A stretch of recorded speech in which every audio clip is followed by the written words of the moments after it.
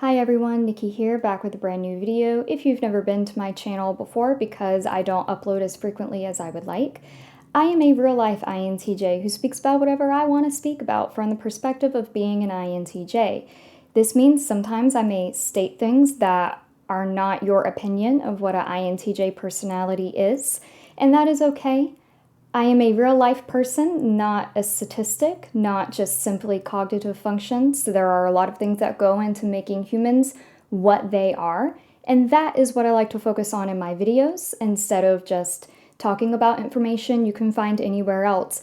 But today, I'm going to talk about information you can find anywhere else. What is dating? Is that a question that you have ever asked yourself? Do you need some random woman on the internet that's in her 30s to tell you what dating is? No. So the question of the video, what is dating? Well, first we must analyze what is dating and what is not dating, and how does dating differentiate from a relationship?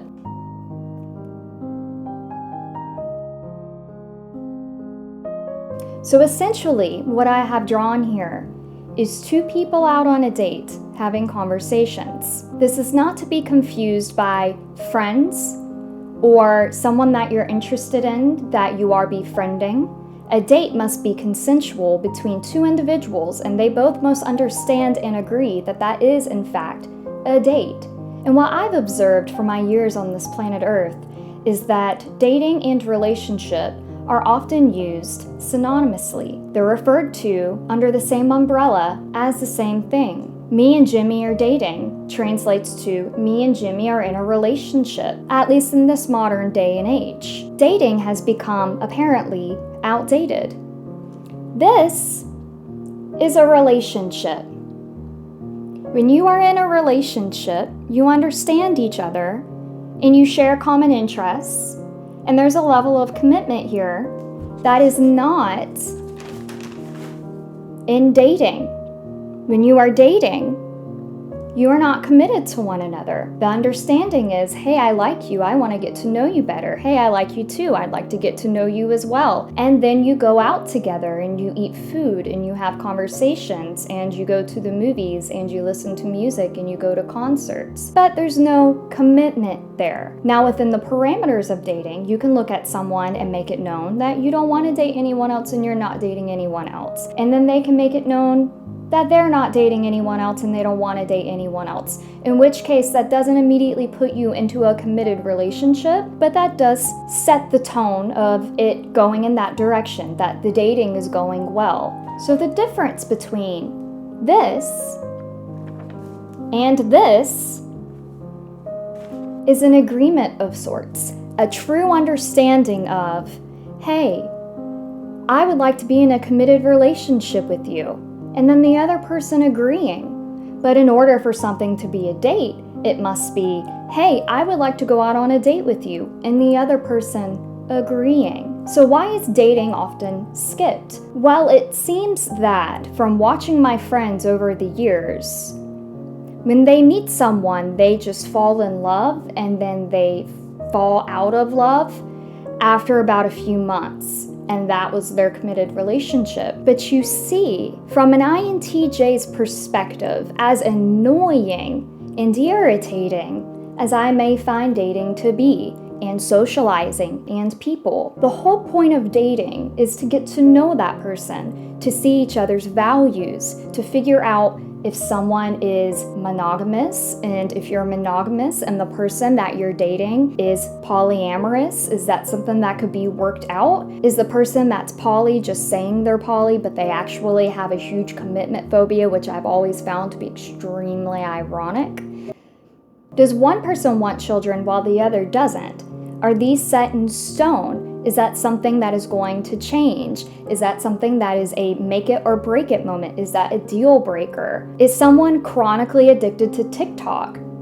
And can that be tolerated by the other partner that cannot stand TikTok? From my perspective, all of these things need to be properly analyzed and talked about and learned about through open and honest communication, but also through the skills of observation. Because let's be frank, a lot of people lie because they want to be what they think that you want them to be, only for everything to go to complete crap later on in a committed relationship.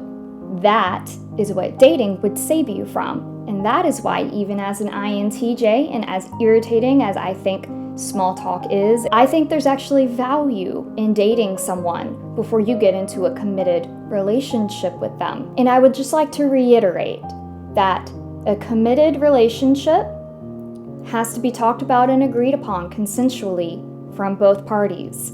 And dating also has to be talked about and agreed upon from both parties. And you may think it all comes down to your point of view, just how you're seeing the thing. And yeah, you're right. But what's dating to me might not be dating to you. So if I'm not stating what it means to date to someone that I'm going on a date with, we're already dooming each other for failure. And we are more than our cognitive functions. So me being an INTJ does not guarantee I would be compatible with an ENTP or ENFP. And it doesn't mean that I wouldn't be compatible with an ISFJ or an ENFJ or an INFP. That's just not how people work. So we have to take the time to get to know someone before entering into a committed relationship. And I understand that there's no time frame on that, but the truth of the matter is the rose-colored goggles, okay?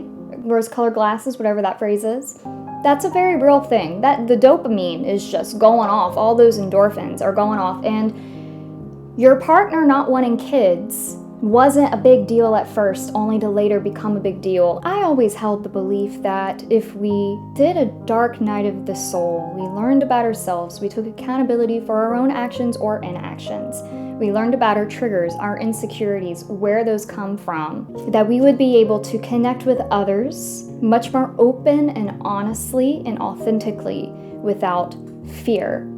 And then maybe the whole concept of dating wouldn't seem quite so unappealing because it would have more of a purpose. You would know why both people are there. But of course, in my INTJ brain, that makes perfect sense. But in the real world, we can't control what other people do. And that's exactly also my point of why I surprisingly, after thinking about it, find dating to be a good thing. As much as it grates on my nerves being asked what I view to be shallow questions. I can't hate on someone trying to get to know me, but it also allows me to better see if there could potentially be a future there, because one of my blinders, my personal blinders, I do not account for romantic relationships in my future at all. So in order for me to be in a committed relationship and be married, I would have to rewrite my entire future to fit that person in. And I can't do that not knowing who that person is. But I will repeat once again before I go. Dating must be a consensual, agreed upon thing between the individuals going out together on said date. If you were not asked out on a date and that person did not ask you out on a date, how is anyone supposed to know if you're just trying to be friends? With that said, my neighbor got home and it is driving me absolutely bonkers. So I'm going to go ahead and start editing this video before I get distracted, and I will see you guys in the next one. Bye.